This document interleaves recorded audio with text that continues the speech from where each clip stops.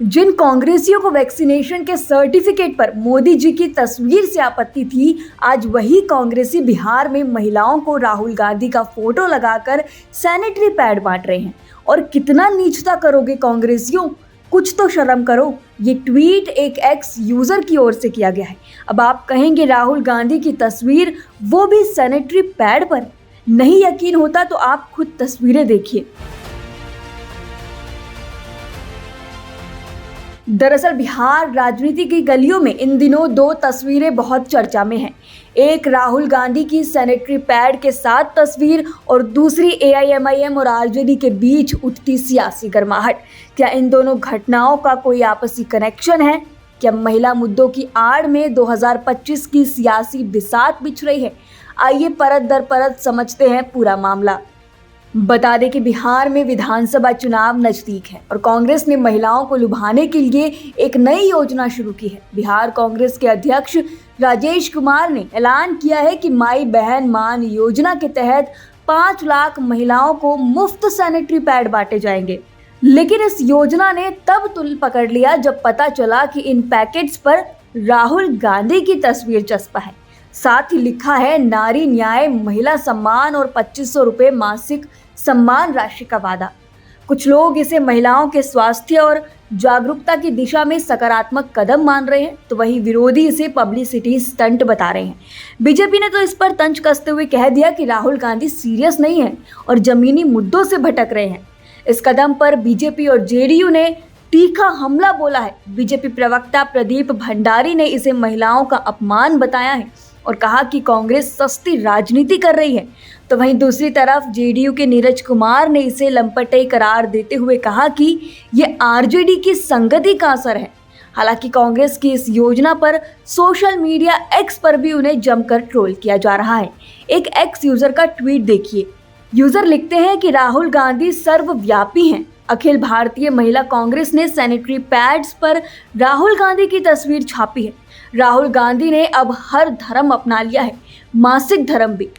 तो वहीं एक और यूजर लिखते हैं कि सैनिटरी पैड पर राहुल गांधी की तस्वीर की निंदा होने के बाद कांग्रेस ने प्रियंका गांधी की तस्वीर चस्पा कर दी है। भाई, ये कांग्रेसी सोनिया गांधी की तस्वीर चस्पा करे तो हमें कोई एतराज नहीं। कांग्रेस अब सैनिटरी पैड पर फोटो के लायक ही बची है। तो वहीं एक और यूजर लिखते हैं कि बस अब यही दिन देखना बाकी रह गया था।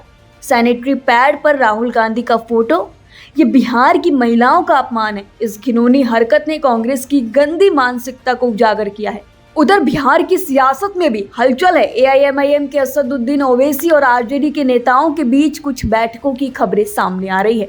ऐसे में सवाल उठ रहा है कि क्या 2025 विधानसभा चुनाव में मुस्लिम वोट बैंक के लिए एआईएमआईएम और आरजेडी साथ आ सकते हैं? सूत्रों की माने तो ओवैसी समझ चुके हैं कि बिहार में अकेले चुनाव लड़ना मुश्किल है।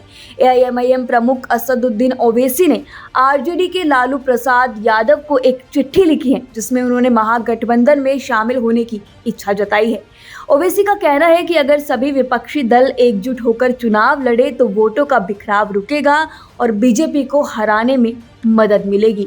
तो वहीं दूसरी तरफ आरजेडी के नेता मनोज कुमार झा की तरफ से इस चिट्ठी का जवाब भी आया है। उन्होंने ओवैसी को 2 टुक में कहा कि कभी कभी चुनाव ना लड़ना भी मदद करता है। अगर आप वाकई चाहते हैं कि भाजपा बिहार में चुनाव हार जाए तो आप चुनाव ना लड़िए और अपने पुराने बयानों पर टिके रहिए। हालांकि अभी आधिकारिक तौर पर यह नहीं कहा गया है कि ये गठबंधन होगा या नहीं होगा। हाल ही में ओवैसी का एक इंटरव्यू भी खूब वायरल हुआ था, जिसमें उन्होंने कहा था कि एआईएमआईएम के बिहार प्रमुख अख्तरुल इमान गठबंधन के लिए पूरी कोशिश कर रहे हैं। ओवैसी ने मजाकिया अंदाज में ये भी कहा था कि चुनाव के बाद कोई ये ना रोहे कि मम्मी मम्मी हमारा चॉकलेट छीन लिया। एआईएमआईएम का बिहार में खासा प्रभाव है, खासकर सीमांचल क्षेत्र में। अगर आरजेडी और एआईएमआईएम का गठबंधन होता है तो ये महागठबंधन की ताकत बढ़ा सकता है। अब जरा सोचिए, राहुल गांधी महिला सशक्तिकरण की बातें कर रहे हैं। एआईएमआईएम और आरजेडी मुस्लिम वोट को लेकर मोर्चा बनाने की तैयारी में। क्या विपक्ष पूरे social justice plus secular narrative पर एकजुट हो रहा है?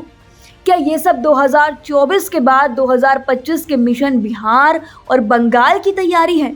राजनीति में हर तस्वीर का एक मकसद होता है। राहुल गांधी की पैड वाली फोटो सिर्फ महिला स्वच्छता की बात नहीं कर रही, ये कांग्रेस की संवेदनशील छवि गढ़ने की कोशिश है। इसके साथ ही एआईएमआईएम और आरजेडी का समीकरण दिख रहा है कि विपक्ष जाति और धर्म आधारित गठबंधन फिर से ट्राई कर सकता है।